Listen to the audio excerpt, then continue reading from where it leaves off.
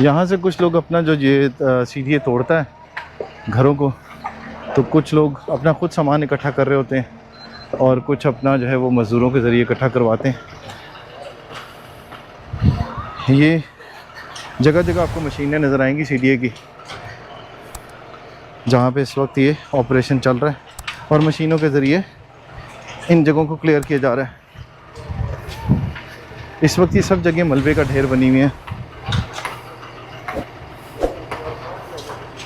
ये देखें, ये पाइप शाइप होते हैं ये सारे, ये वो जो लड़के आपको नज़र आ रहे होंगे यहाँ पे, ये इकट्ठे कर लेते हैं और उसके बाद ये ले जा के बेच देते हैं।